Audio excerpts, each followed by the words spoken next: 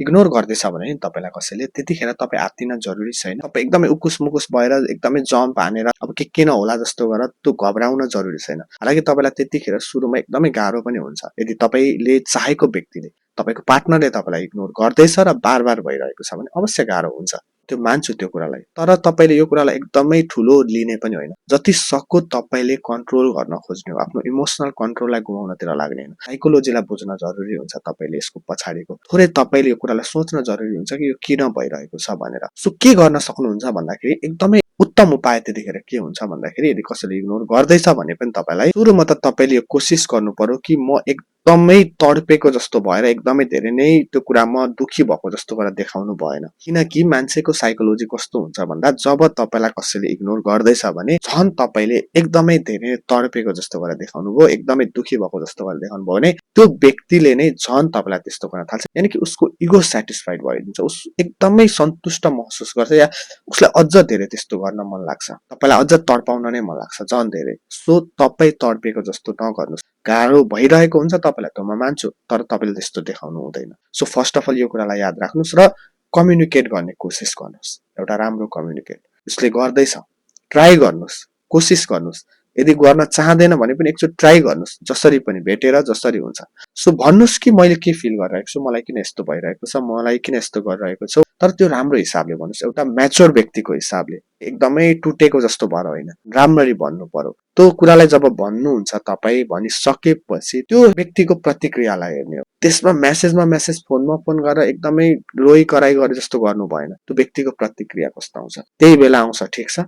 केही समय पछि आउँछ या त्यसको लागि तपाईले कुर्नु पर्ने हुन्छ भने कुर्नुस्, केही स्पेस दिनुस्, केही समय ग्याप दिनुस्। यो होइन कि एकदमै टच हुन पनि नखोज्नुस्, ग्याप दिन जरुरी हुन्छ। सो जब तपाईले त्यो कुराको प्रतिक्रिया पाउनुहुन्न, केही समय बितिसक्दा पनि अझै नै त्यस्तो भइरहेको छ, यानी कि 1-2 दिन पछि पनि त्यस्तै नै भइरहेको छ, रिपिटेडली त्यही कुरा दोहोरिरहेको छ, इग्नोरै गरिरहेको छ, उसले कुनै पनि राम्रो प्रतिक्रिया दिएन भने अब त्यतिखेर तपाईले आफ्नो जिन्दगीमा अलिकति फोकस गर्न जरुरी हुन्छ। यानी कि यो होइन कि त्यही कुरालाई सोच्ने होइन, तपाई थोरै डिट्याच हुन खोज्नुपर्छ, तपाई थोरै आफ्नो जिन्दगीमा ध्यान दिनुपर्छ, थोरै तपाईले इमोसनल एनर्जीको सोर्स खोज्नुपर्छ जहाँबाट तपाईलाई इमोसनली अलिकति विकनेस महसुस हुँदैन। यानी कि तपाईको इमोसनल एनर्जीको सोर्स मिल्छ, त्यस्तो ठाउँ खोज्नुपर्छ, त्यसमा ध्यान दिनुपर्छ। त्यस्तो गाह्रो भइरहेको हुन्छ त्यतिखेर पनि तपाईलाई नराम्रो लागिरहेको हुन्छ, दुःख लागिरहेको हुन्छ, त्यो भनेको एउटा स्वाभाविक हो।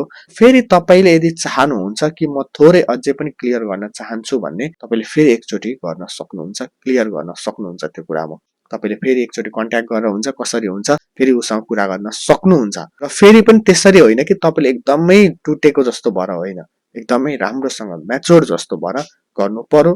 र फेरि पनि हुँदैन, फेरि प्रतिक्रिया त्यस्तै आएन भने, त्यस्तै नै भइराख्यो भने अब चाहिँ तपाईले छोड्न सक्नुपर्छ। अब चाहिँ तपाईले आफ्नो सेल्फ रेस्पेक्टको बारेमा ध्यान दिनुपर्छ, आफ्नो सेल्फ रेस्पेक्टलाई हेर्नुपर्छ, किनकि तपाईले कोसिस गरिसक्नुभयो। र यहाँ नजिक आध्यात्मिकताले पनि के भन्छ भन्दा आध्यात्मिक दृष्टिकोणबाट हेर्दा पनि जब कुनै चिज हामी कोसिस गर्छौं, कोसिस गर्दा गर्दै पनि बार कोसिस गर्दा पनि त्यसलाई पाउँदैनौं भने त्यो चिज हामीलाई बनेको हुँदैन। सो तपाईले यो कुरामा स्वीकार गर्नुपर्छ र तपाईले अब आफ्नो इमोसन्सलाई स्ट्रङ बनाउनतिर लाग्नुपर्छ। तपाईलाई गाह्रो हुन्छ, इमोसनल डिपेन्डेन्सी त्यहाँ हुन सक्छ, अट्याचमेन्ट हुन्छ, त्यो सबै चिज हुन्छ, त्यो हुन्छ नै। तर के गर्ने त हुन्छ, जिन्दगी त जिउनु छ, तपाईले आफूलाई स्ट्रङ त बनाउँदै लानु पर्यो। यस्तो कुनै औषधि छैन कि त्यसलाई खुवाएर ठीक भइहाल्छ, त्यस्तो हुँदैन।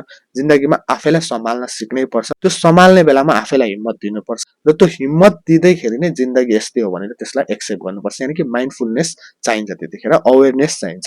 तपाईले त्यतिखेर आफैलाई भन्नु पर्यो, ठिक छ यो रियालिटी हो, यस्तो भयो, यो भइरहेको छ मेरो जिन्दगीमा, तर यो नै सबै मेरो जिन्दगीको अन्त्य होइन, यो नै मेरो जिन्दगीको लागि पूर्ण एकदमै अब खराब चिज होइन, किनकि यो एउटा पार्ट हो लाइफको, यो चल्छ, यसरी चलिरहन्छ भनेर त्यसरी भन्नु पर्यो आफूले आफूलाई।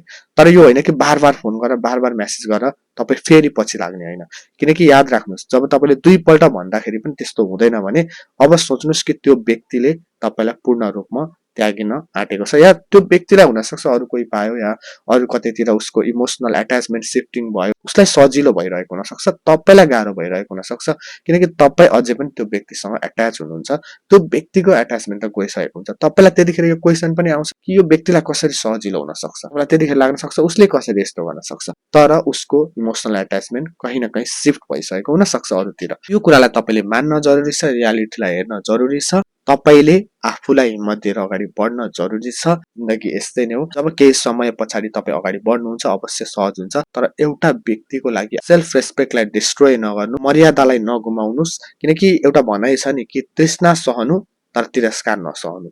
सो जब कसैले तपाईलाई फुल्ली दुईपल्ट भन्दा पनि त्यस्तो इग्नोरै गरिरहेको छ, रिपिटेडली त्यस्तो भनिरहेको छ भने तपाईलाई जवाफ मिलिसक्यो, अब उसको तर्फबाट केही पनि त्यस्तो छैन। एउटा कुरा के हो भन्दाखेरि यो कुरामा पनि तपाईँ लाग्नु हुँदैन कि म उसलाई कसरी आकर्षित गरौँ, कसरी आफूतिर म एट्याच गरौँ, यानि कि उसले इग्नोर त गर्दैछ तर म कसरी चाहिँ उसलाई आफ्नो बनाउनतिर, उसले कसरी राम्रो गर्छ त्यस्तो म उसलाई कसरी बनाऊ भनेर पनि सोच्ने होइन। किनकि जब यो चक्करमा तपाईँ लाग्नुहुन्छ, तपाईँ आफ्नो जिन्दगीमा जुन एउटा वास्तविक तरिकाले ग्रो गर्न चाहनुहुन्छ, इम्प्रुभमेन्ट गर्न चाहनुहुन्छ, त्यसमा तपाईको फोकस हुँदैन, बस तपाईको फोकस त्यो व्यक्तिलाई कसरी एट्र्याक्ट गराउँ भन्ने हुन्छ र त्यसरी गराएको एट्र्याक्सनले काम गर्दैन। जब कसैको इन्टेन्सन यो बनिसकेको छ कि तपाईलाई इग्नोर गर्ने या तपाईलाई छोडेर जाने, तपाईले उसलाई केही समय आकर्षित गराएर पनि त्यो काम लाग्दैन। कागजको नाउ पानीमा तैरिन्छ तर त्यो कति समयसम्म त्यसको टुङ्गो हुँदैन। सो त्यस्तै नै हो, जब तपाईले जबरजस्ती या आफूतिर आकर्षित बनाउने हिसाबले त्यस्तो गर्नुहुन्छ, त्यसको कुनै भरोसा हुँदैन, त्यो सम्बन्धको भरोसा हुँदैन, त्यो मान्छेको भरोसा हुँदैन। सो त्यसैले तपाईले भनेको आफ्नो जिन्दगी बनाउनतिर लाग्ने, आफूलाई इम्प्रुभमेन्ट गर्नतिर लाग्ने हो, यो होइन कि त्यो व्यक्तिलाई आकर्षित गराउन। त्यो चक्करमा पनि नलाग्नुस्, म्याच्योर्ड व्यक्ति बन्नुस्, आफ्नो जिन्दगीलाई अगाडि बढाउनतिर लाग्नुस्। कसैले इग्नोर गर्नु नि जिन्दगीको अन्त्य होइन, गर्नेलाई गर्न दिनुस् तर आफ्नो जिन्दगीलाई सधैँभरि अगाडि बढाउनुस्।